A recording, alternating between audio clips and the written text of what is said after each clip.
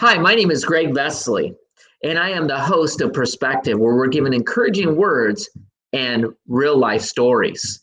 I have with me joining us today, all the way from Northern California, co host Danny Davenport. Say hi, Danny. Well, hello, and the commute was tough today. I had to go all the way from my bedroom to my living room. I don't know if you know this, Danny, but when we did our first show a few weeks ago, we had over 5,000 people tune in. It's amazing. Yeah, that And is.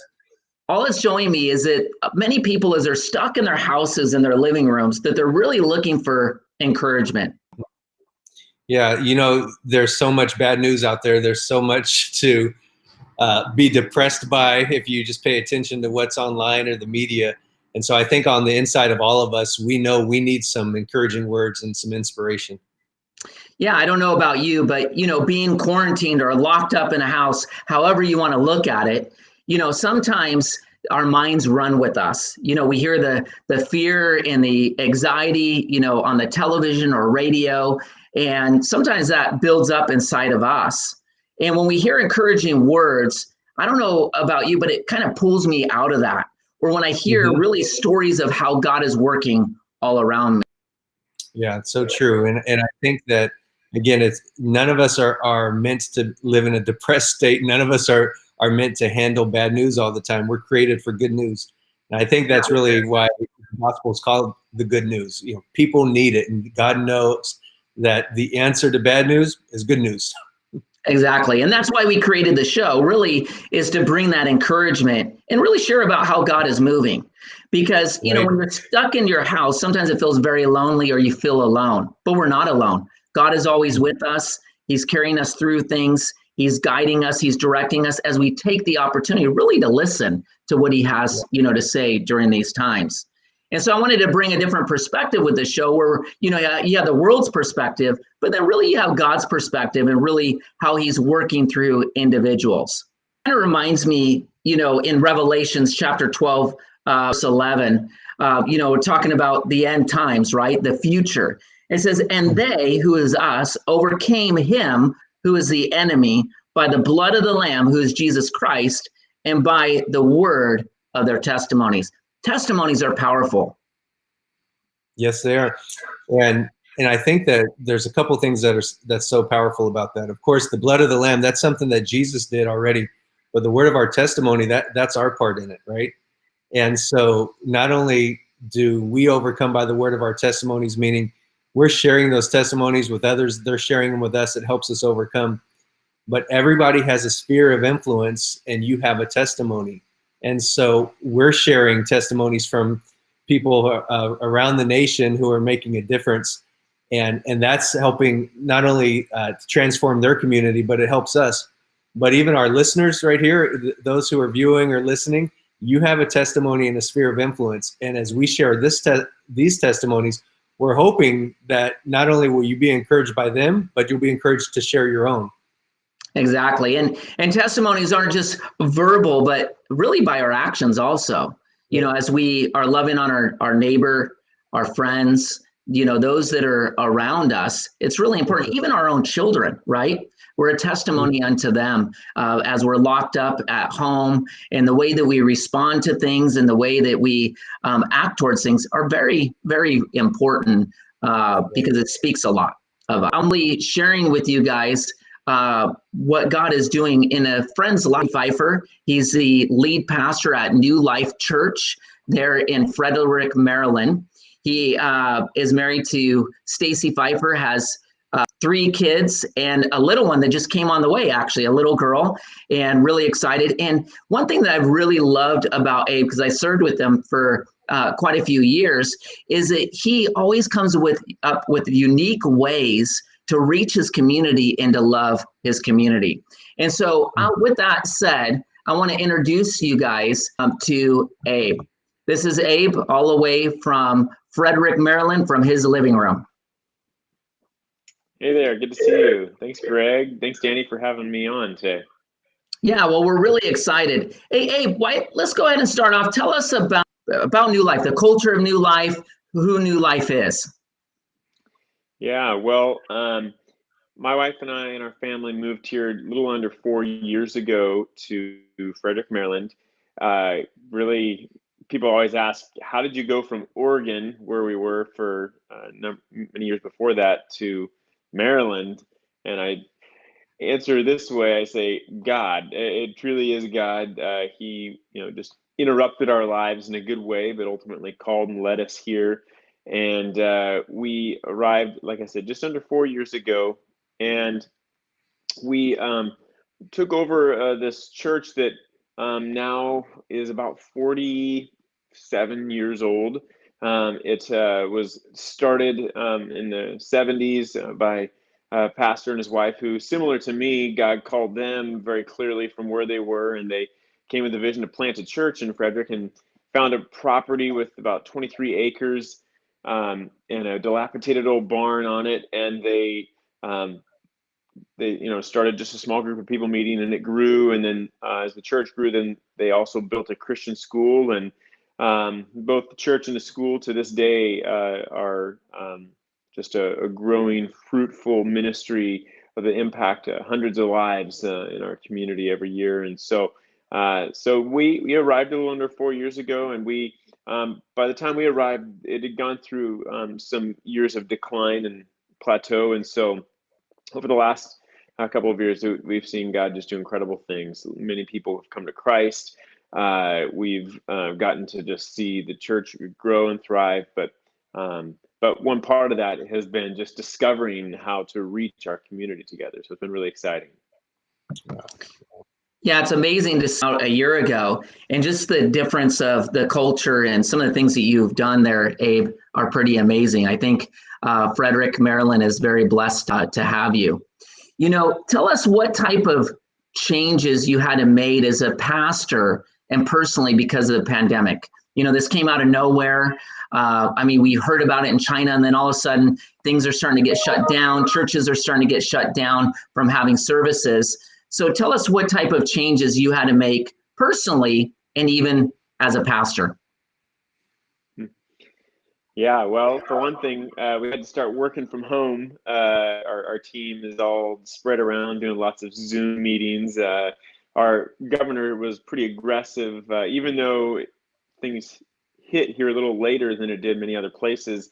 He was one of the more aggressive in his approach because we're so close to DC and we have a high number of people in our state and our community that work in the Capitol. So he wanted to make sure we didn't affect the national government, the federal government, as a result. So he was very aggressive. So we had to, over about a month ago, start working from home and figuring all that out. And so, I'd say as a church, one of the things that really we had to adjust immediately was just what it looks like to not be together on a regular basis, face to face, and how to build community together and how to communicate in different ways. Often you don't realize how reliant you are on the week-to-week gatherings to communicate. And so we've had to get much more intentional in our communications with the church. We've had to get a little more proactive even in our reaching out to people in the church. We've called many people just, hey, how can we pray for you? Getting them connected to life groups. All of our life groups are on Zoom now, which has been fun. But so teaching people how to do that. And then again, for those that weren't in life groups that are hungry for community, helping them get connected. So it's been this just adventure, to say the least. But we've been able to do it. It's been fun to watch, people still encounter the Lord and really keep growing spiritually.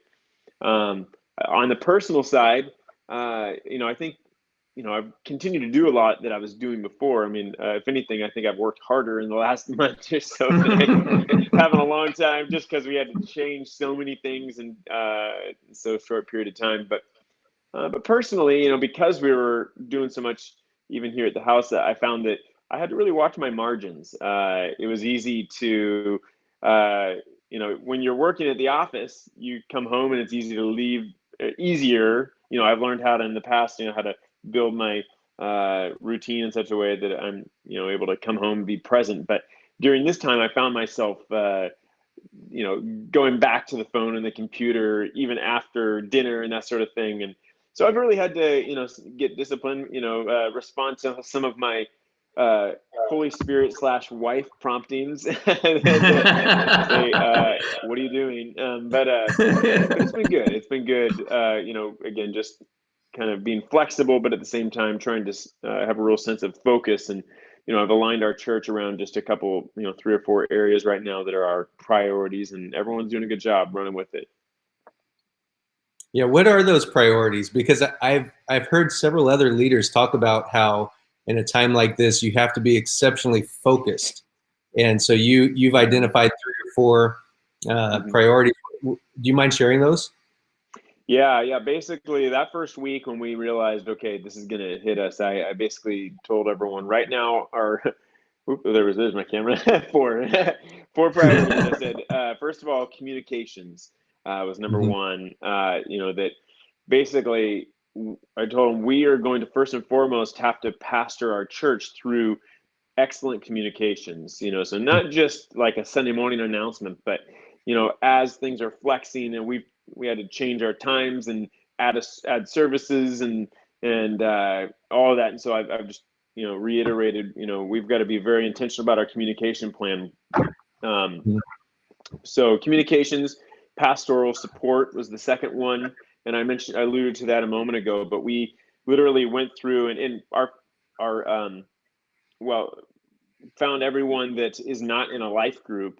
And I just, we made calls and just to check in, how can we pray? But then our goal was to get them connected to the third priority, which is life groups. I just told our team that we can't be face to face with everybody. And so the way that we're going to make sure that no one falls through the cracks, and that if people are struggling, they have a structure to be built up, is through life groups. And so that was our third priority. And then the fourth one was outreach.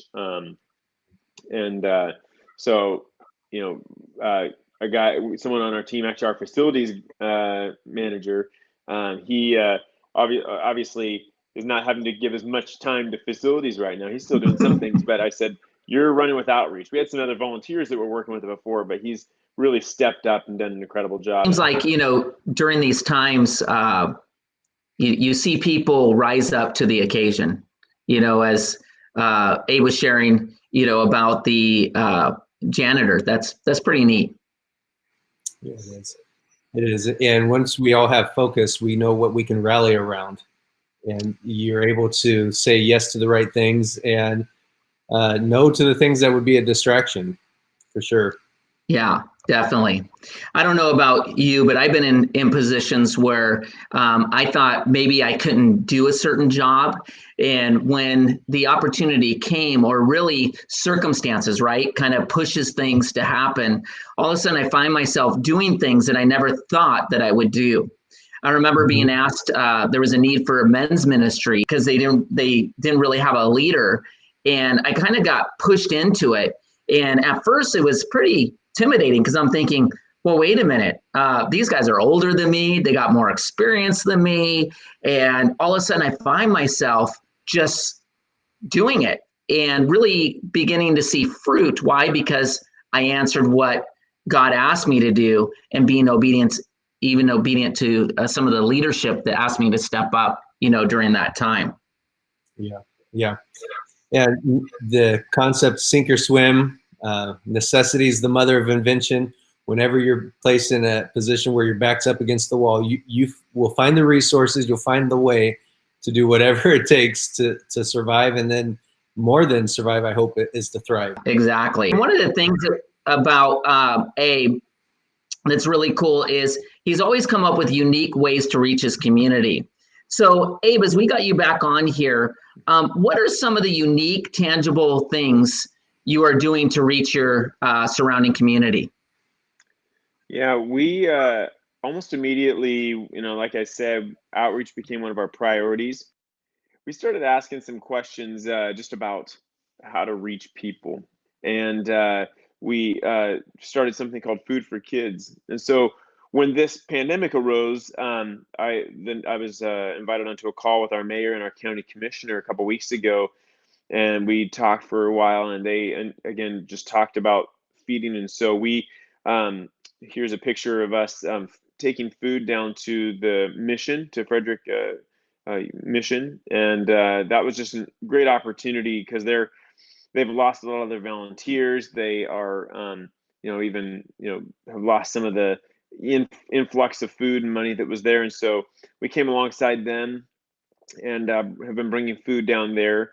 We also, you can see a picture there of our team a while back putting together food boxes that would go to the schools, and now again, some of those same people are involved in helping us put together food that is going out to the community in different ways.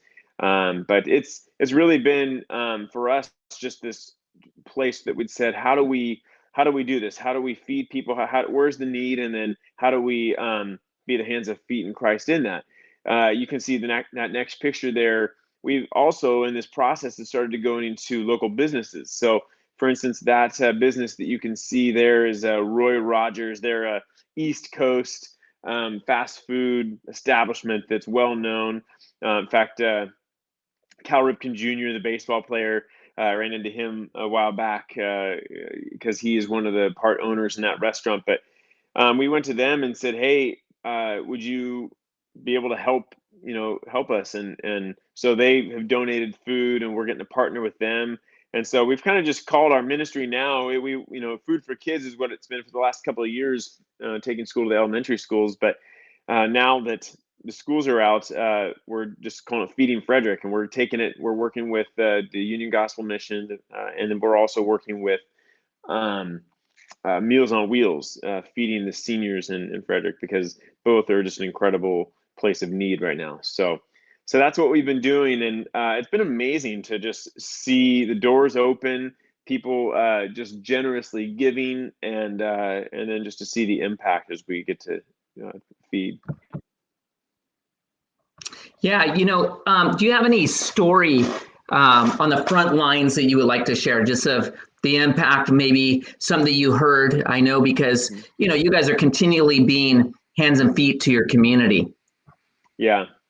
One of the big things that we found, one story was just, we had someone in the church who has been praying for their family to encounter Christ. And so as this was all starting, someone in the family had lost a job, and we were able to take them food and drop it off at their doorstep. And it was pretty amazing, because that family member was just blown away when they found that it was from the church, and it really was instrumental in them really opening up to Christ, joining our services now, and we've had just a high number of people that, because of just that encounter with the tangible love of Jesus, have either accepted Christ or begun to come back to Him, and so it just stemmed from just the simple act of saying, hey, church family, if you are aware of a need, let us know, and we'll do whatever we can to help. And it's been amazing to watch just the openness, and then also, again, the fruitfulness. I think when you do those things, what it does is, as we're giving, right, of food or tangible things, it's not really about the food or that we're giving. But it's really the representation of the gospel, right? As we give those things, it really gives us permission, really to speak into their lives and show them who Christ is. Would you agree with that, Abe? Mm-hmm. Yeah, absolutely. Yeah. And I think that's throughout the years, knowing you and working with you in ministry, you've continued to use unique ways really to engage the heart of people in your community, so that their hearts are open really to receive the gospel. Yeah. And so that's one thing that I've always, loved about you. Danny, you had a question? Yeah. How have you managed to engage volunteers during this time? Yeah, it's been a bit of a challenge, because early on, and everything keeps changing, so we had a team of probably 20 volunteers that were like, I'm in, tell me what I can do to help. But then, like I said, our governor got pretty aggressive in the matter of a week or two. And so all of a sudden it went from, groups of 250 and under to all of a sudden, like, stay home and no more than 10. And so But still, we've been able to have a number of volunteers who have gone and done grocery delivery to people's homes, especially the elderly that can't get out. That's been a big thing. Also, we've been doing food drop-offs. So we provided time from 12 to 3 on Wednesdays where they can come and bring food to the church. And so we've had people dropping food off for us to then distribute. We've also, we had some, for Easter time, because we had a big Easter outreach that we do that we weren't able to do. And so we had some volunteers helping with that, just helping put together, instead of being able to do the big event, we did kits for kids, Easter fun packs, we called them. And so we have volunteers that were helping put those together and then get those out to them. So, yeah, that's great. That's great. And I think that it gives you an opportunity to maybe even engage people in serving in ways that they weren't before. So great job. Yeah, thank you. One other thing that I just remembered, one of the things that our mayor said that was really interesting, they said, pastoral support right now is going to be huge for our community in the next couple of months. And they said, if there's any way, they said we have a call line that people can call for, if they're facing depression or other mental illness, that they can call. And that line is the calls are up almost 70% from where they were last year at this time. So we put together both a virtual prayer room once a week, once a day, that volunteers from around the community can help out. We have people from our church that are part of that, that are just praying, but also available to pray with people. So that's been a great outreach too. That's great. Good job. Yeah. What are some of the tangible ways that individuals could be the hands, voice, and feet of Christ to our neighbors during these times? How would you encourage people, our audience? I would say, first of all, just have open eyes and open ears. So, just look, even in your own neighborhood, and just see what you see, look in the eyes of people, and, it may be as simple as just checking in, putting a note on their doorstep, or you're doing the best you can. Even, I kind of joked about it the other day on Facebook, but it's kind of true. I was talking about smiling with your eyes, because I realized, even with masks and people 6 feet away, you realize people can kind of get and feel kind of cold. And there are still ways to just bring the life and joy of Jesus to people just by your very presence in the neighborhood, in the grocery store. And so don't underestimate the little things, have open eyes, open ears. I would say if you know of, or someone that's on their own, especially, call them, reach out, listen, be a listening ear. Because right now people are struggling and they need someone to talk to. And if you can just be a vessel of just encouragement, just by listening, it'll have a huge impact. That's good advice, Abe. So you've had to navigate a recent transition just into a new community and really establishing who you are as a church. And so that took some leadership fortitude. What would you say to other leaders who are helping to navigate groups of people through times like this? How can they lead well? And we know this is going to pass. This too shall pass, right? So when we come out on the other side, we want to be, actually, I really believe we can be further along, stronger than when we went into it. But that takes some good leadership. What kind of insight would you have for the leaders who are watching? Yeah. There's this tension between flexibility and focus, and I think that while, we want to be flexible during this time. So, being willing to, adjust the plan if you need to, but at the same time, I think sometimes if leaders aren't careful, they could be so flexible that they're all over the place. And I would encourage you, don't get too tossed back and forth through this. Do the best that you can to get us focused. That's where, for us, we want to identify a couple key areas that we're going to just latch onto, and then just do those really well to the best of our ability over the next, however long this is. And so I think if you can be focused and yet flexible, then it's going to give you the best opportunity to, on one hand, hear the Lord, but be responsive along the way if Yeah. if he wants to change it, or if other circumstances change that as well. Man, that's so good. Flexibility and focus. The two of them can go hand in hand. Now, to lead well, you have to have a deep well. What are you doing? I mean, you mentioned some things about maintaining margin and trying to keep that in check, working from home. What are some of the things that God's doing on the inside of you to keep shaping you, developing you personally during this time? Because that's where we lead from, the overflow of our life. So tell us a little bit about that. Yeah. It's been, I won't lie, it's been difficult at times, especially when you're used to being on the go, and you kind of have your workspace and all that stuff. But I've found just the importance of, even early in the morning, having some stillness, just being still before the Lord. Be still and know that I am God. And just, and we have that newborn baby around, little Brooklyn, who's an incredible blessing.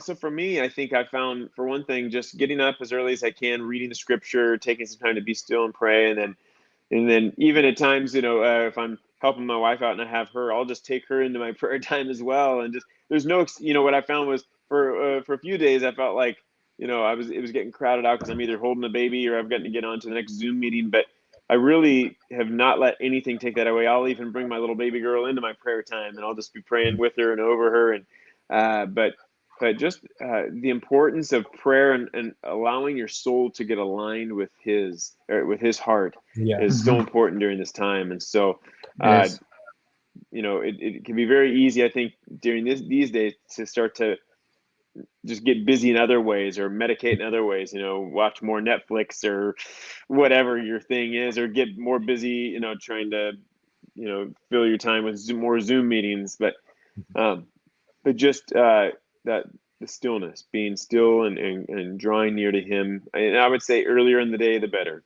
Yeah. And you would think that with so many people stuck at home, that it would be easier to have that private, personal time. But you're right, we fill it up really quick. And so making sure you prioritize it's a big deal. Yeah, it's easy for us to, be caught up into our phone, or, watch that next, binge that next Netflix, series. But it's really important, Abe, I think that you mentioned, is that we purposefully, right? It has to be purposefully, because in our flesh and our natural, during this time, we get caught up in other things. And if we're not purposeful about things, we miss out. We miss out on those important things. We miss out on hearing God's voice when he's trying to speak to us. We miss out on really strategically, like you as a leader, being able to listen to how to reach the community, or, mobilize, your team. And a lot of it has to evolve around those things. And I think sometimes, even as leaders, we too could get distracted, left, right, be pulled one way or another way. But really being purposeful and focus is very important, and really guarding that, right? I know, Danny, one of the things that I love about you is that you have certain days you guard. Even during this time, you're like, nope, I'm not talking to anybody. I'm not doing anything. I'm spending time with the family. And it's putting those guardrails and those boundaries in place, even during this time, even though it's hard, because it's easier not to, I would say, because like for me with 7 kids, I got one kid pulling me with this way, this thing, that thing, phone calls, people wanting counseling during this time. There's all these different things that happen. So I think it's important, to stay focused, right? Purposefully. So, Abe, what are some, for our audience that are sitting, in their houses and, that are struggling right now, with anxiety, fear, and people just trying to figure out what's going on. What's some encouraging words that you have for the audience? From Psalm 84, I was reading earlier, when all this started, and it says this. It says, blessed is the man whose strength is in you, whose heart is set on pilgrimage. As they pass through the valley of Baca, they make it a spring. The rain also covers it with pools. They go from strength to strength. Each one appears before God in Zion. And I just love that picture of, obviously this is one of the Psalms that they would sing on the way up to Zion. And just that picture of strength to strength has to do with recognizing that in each moment, as you rely on his strength, that he's going to give you strength for the next step that you take, and then the one after that, and the one after that, and the one after that. And so, I think sometimes in a time like this where there's so much uncertainty, we can get so caught up in, watching the news or trying to figure out our own plans and what's going to happen if I don't make enough money, or if my business doesn't do this or that. And just to recognize that our priority as God's people is to look to him, again, recognize that we're going to be blessed if we rely on his strength, and that he'll give us strength for this step and then the one after that. But your job isn't to figure it all out now. It's to simply rely on his strength for today. Yeah, those are good words. Definitely. Hey, Abe, thank you very much for joining us here on Perspective. If people want to check out your website, where would they go? They would go to www.inewlife.church. Okay, .church. So we'll make sure we put that on our Facebook page at Perspective. So thank you very much for sharing, and thank you for the encouraging words. We really appreciate it. Thank you. Thank you, Greg. Thank you, Danny. Thank you.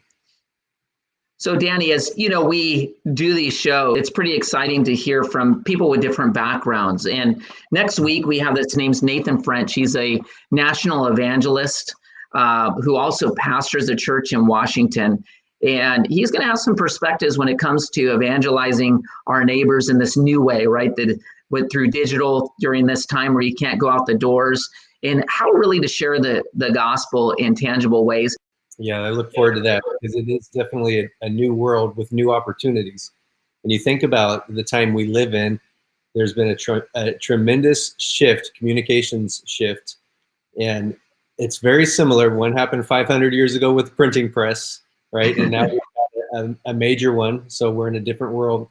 But even when Jesus came, there was a tremendous opportunity for communication to do it in a new way because of what Rome had done by creating roads to all the major cities, all the major trade routes. They were somewhat safe, they were somewhat accessible, and it made the ability to communicate a whole lot simpler and easier, safer, faster, and there was a common language. So it was just like God to send Jesus at just the right time so that he can get the message far and wide. And now, once again, here we are with some new challenges, but new opportunities to get the message far and wide. And I just can't help but to think this Easter, the gospel was presented inside of more homes than ever before in the history of the world. So often Christians, every year we go to churches, but this year the church did what Jesus told us to do, and we went into the world. And I just love the opportunity that's there in the long-term impact that we can have. And I was reading the other day just of that impact of Easter being in people's homes, that we've had more people surrender their life to God, saying, God, you're my savior, right? That have said, I'm a sinner. And, I don't want to live this life that I'm living any longer. I just want to just give it to you, Lord. I want you to be in charge, to rule and reign. And more people have done that than ever before. I mean, we've had these big revivals, right, with Billy Graham and Luis Palau and these things, and amazing things happen, and people gave their lives during that time. Right. But even more so now, I think that God's beginning to do a new thing, and he's taking technology that actually he invented, he gave it, in the minds of man, and all these different tools and resources so that the world can hear the gospel pretty much at the same time. So true. It's an amazing opportunity that we have.